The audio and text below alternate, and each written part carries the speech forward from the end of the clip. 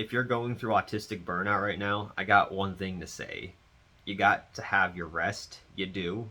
You need to recover, but don't do it too long. That's what I did. I was trying to recover for years, years, and this is what I ended up doing.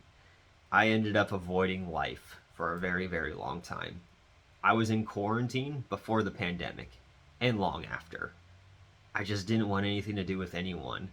And what I realized recently is it was based off an avoidant behavior, which stretched past just social interactions. I had trouble starting challenging projects in my life just because I was afraid of failure, just like I was afraid of failure of just talking to somebody, making it uncomfortable for me and them, feeling like they're going to reach out and try to be my friend and I'm just going to let them down. And the list just goes on, being hurt, so on and so forth. I try to avoid it. I try to avoid those rough feelings, and in turn, I prolonged my stress. That's what I'm realizing. I would avoid going to a conference where I had to present in front of a lot of people. I didn't want to be around a lot of people. I didn't want to present in front of people. I didn't want to do it. I didn't want to deal with a speech impediment. I didn't want to deal with my facial expressions. I didn't want to deal with any of it. And so I just kind of stagnated in what I was in. I stayed there for a long time. Very, very long time. The problem was the avoidant behavior just created new stress. I wasn't getting better, first of all, at least getting better at the rate that I probably could have because I was avoiding uncomfortable situations. But it was creating new stress in the sense that if I skipped that conference, while the conference was going on, I felt so guilty. I felt so screwed up to the point where I just had shame. And I'm not saying you should have shame if you're going through burnout, but at a certain point, we gotta just pick ourselves up and look at the situation. Okay, it might be uncomfortable. It might not be fun, but that does not mean it's bad for you. And I was treating it as if no matter what, it was bad for me. So I stayed in this burnout mode longer than I needed. It just became apparent that discomfort helps you grow.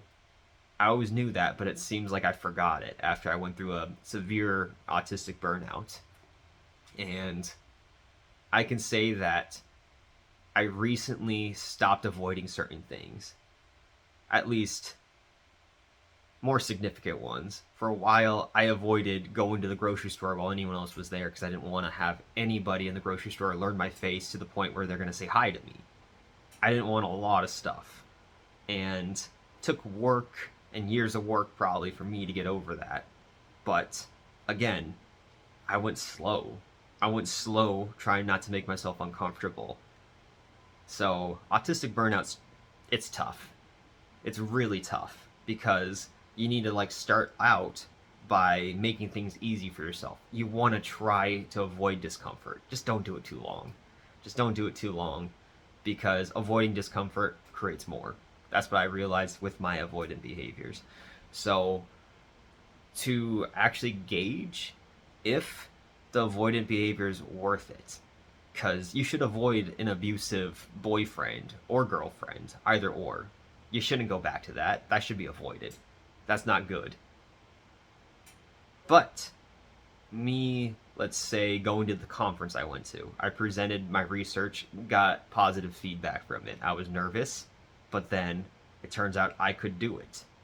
I was scared of doing something I could do, and it turned out not to be as bad as I thought.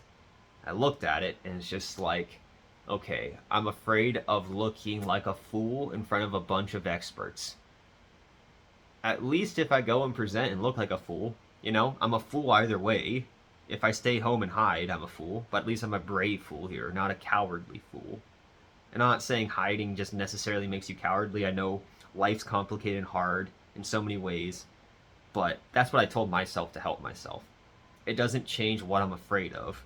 In fact, if I go do it, I'm better in some way, because I think a lot of us would rather be brave than a coward, right? So I just told myself, let's just really put in perspective. if I had the choice to go and do my talk in front of people on the research I'm doing, or get drafted to a war and potentially die, all day I would wish I could go and talk in front of professors. Make me look stupid all day, I don't care. Way better than this. So just help me just step out of my comfort zone a little bit. I don't know if that's going to help for if that's help for everyone, but I'm just finding that the more you step out of your comfort zone, just a little bit, not too much, just a little bit, the more you grow. And the more you grow, and the more you may be able to get out of whatever burnout mode you've been in for a while. Because I know if I would have worked on this longer and more proactively, I think burnout wouldn't have been as long.